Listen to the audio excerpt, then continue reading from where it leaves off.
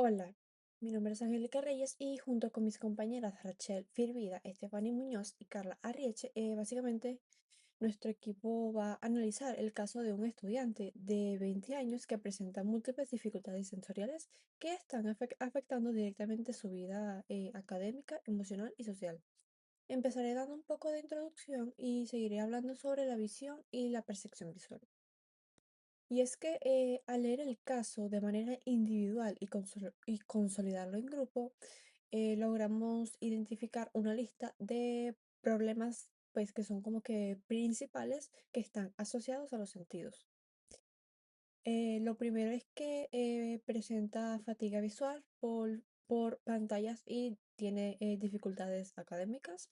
En segunda parte tenemos la hipersensibilidad auditiva, que pues está abrumado por ruidos y reactividad emocional a la música. En la tercera parte tenemos lo que vendría siendo la hiperreactividad emocional evocada por el olfato, que pues son recuerdos de la infancia intensos. En cuarto lugar tenemos la incomodidad con el contacto físico afectando sus interacciones sociales. En, en la parte 5 tenemos los episodios de mareo, pérdida de orientación espacial e inseguridad al desplazarse. Comenzamos con nuestro primer eje que es visión, que vendría siendo la anatomía del ojo, que es básicamente sus partes son como pues la córnea, la retina y el nervio óptico. Y también viene lo que vendría siendo el proceso de visión, que pues va con la relación con fatiga visual y toma de decisiones. El proceso visual inicia cuando la luz pasa a través de la córnea, que es la que retracta la luz, y llega a la retina en el fondo del ojo, donde los fotorreceptores, que son los conos y los bastones, convierten la energía lumínica en impulsos eléctricos que el nervio óptico lleva al lóbulo occipital del cerebro.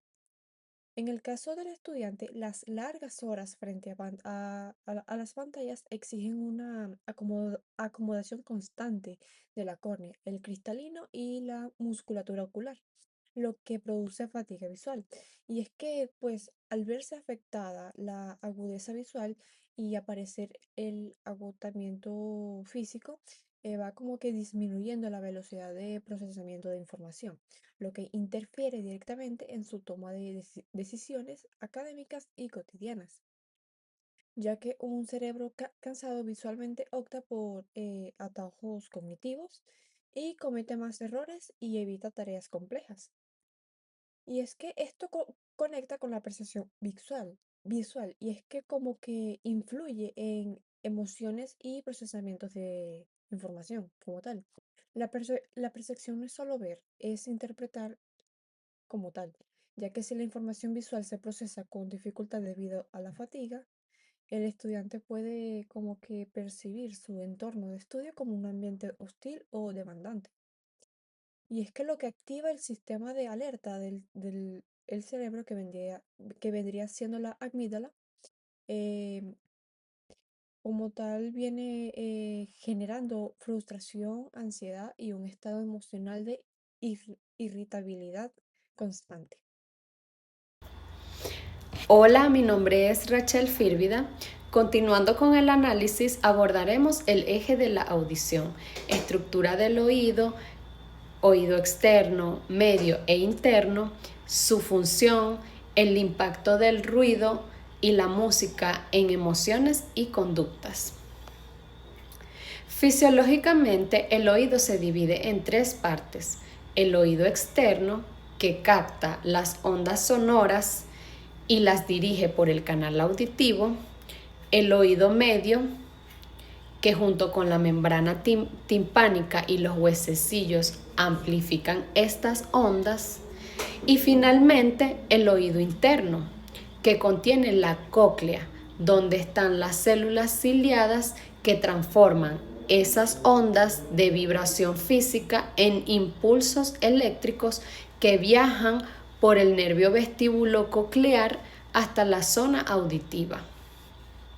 El estudiante del caso que estamos analizando reporta sentirse abrumado en espacios con mucho ruido. Neuropsicológicamente, esto sugiere una falla en el filtro atencional auditivo del tronco encefálico, el sistema de activación reticular ascendente, lo que produce una saturación sensorial. Al no poder filtrar el ruido de fondo, su cerebro interpreta estos estímulos acústicos como una amenaza constante. Asimismo, reporta cambios en su estado de ánimo al escuchar ciertos tipos de música. El sistema auditivo tiene conexiones neuronales directas con el sistema límbico, ya que es el sistema que es encargado de las emociones. Sonidos estridentes o de ciertas frecuencias pueden activar el sistema nervioso simpático, aumentando el cortisol y la frecuencia cardíaca, lo cual provoca irritabilidad o ansiedad. En cambio, ciertas melodías pueden estimular la liberación de dopamina en el núcleo accumbens, modificando su conducta hacia la calma. Esto explica por qué el ruido y la música dictan forma tan específica, tan marcada en el estado de ánimo. Gracias. Pasamos ahora al eje del gusto y del olfato. ¿Cuál es su anatomía, su función y la relación que tiene con la memoria emocional? El sentido del olfato es único. Las moléculas odoríferas entran por las fosas nasales y se unen a los receptores del epitelio olfatorio. Los impulsos viajan directamente al bulbo olfatorio. En otro sentido, o por otra parte, el gusto se procesa a través de los botones gustativos de la lengua, que envían señales a la corteza gustativa. A diferencia de otros sentidos que pasan primero por el tálamo, que es el gran filtro del cerebro, el olfato tiene una conexión automática y privilegiada con la amígdala, que serían las emociones, y el hipocampo, que sería la memoria. A esto se le conoce en neuropsicología como fenómeno de Proust. Cuando un paciente manifiesta que ciertos olores le generan recuerdos intensos de su infancia y afectan su estado emocional, estamos viendo una conexión en acción. O sea, ahí estamos viendo esta conexión en acción, por así decirlo.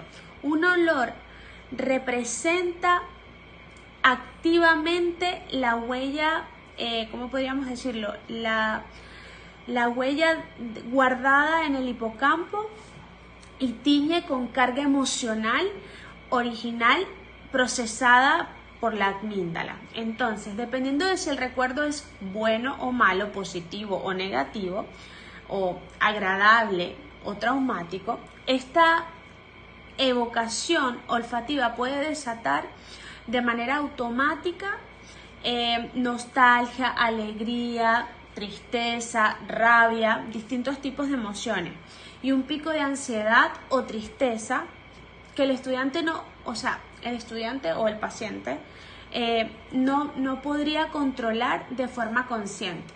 Entonces, interfiriendo en esto, esto podría interferir en su estabilidad emocional, en sus actividades diarias, tanto en la vida cotidiana como en su trabajo, relaciones personales, etc. Gracias. Hola, mi nombre es Carla Rieche, les voy a hablar un poco sobre el sistema vestibular y la conclusión general. Finalmente, analizaremos los dos ejes y la conclusión del caso. Iniciamos con el tacto, función de los receptores sensoriales, importancia del contacto físico en el desarrollo socioemocional. La piel posee diversos receptores que detectan presión, temperatura y dolor. Las señales viajan a la corteza somatosensorial. El estudiante refiere incomodidad con el contacto físico. El tacto no es solo físico, el llamado tacto social o afectivo es mediado por fibras específicas, fibras C táctiles, que se proyectan directamente a la corteza insular, regulando la empatía y la afiliación social. Una alteración en la modulación de estas señales provocan que el estudiante perciba el contacto físico como invasión o estresante. Al evitarlo, se limita a la liberación de oxitocina, hormona clave para generar vínculos y confianza, lo que deteriora su desarrollo socioemocional y lo lleva a retraerse en sus relaciones. Por otro lado, analizaremos el sistema vestibular, estructura y función, el equilibrio, efectos en orientación espacial y conducta. Ubicado en el oído interno, consta de los canales semicirculares y los órganos otolíticos que detectan la aceleración angular y lineal de la cabeza. Envía señales a través del nervio vestibular hacia el cerebro y la corteza vestibular para mantener el equilibrio y coordinar los movimientos oculares. Los mareos ocasionales del estudiante indican una disfunción vestibular. Al perder la presión de esta señal, el cerebro experimenta un conflicto sensorial entre lo que ve y lo que siente su cuerpo. Esto altera su orientación espacial, provocando inseguridad física y miedo a caerse al desplazarse, lo que se traduce conductualmente en un estado de hipervigilancia, rigidez motora y evitación de salidas o traslados. En conclusión, podemos ver la integración de todos estos sistemas sensoriales que afectan 3 áreas críticas del estudiante. Una de ellas es la toma de decisiones, la fatiga visual y la desorientación vestibular agotan sus recursos cognitivos, haciéndolo tomar decisiones evasivas o apresuradas. Otra es el estado emocional, que es la sobrecarga de ruido, la reactividad musical y la evocación olfativa.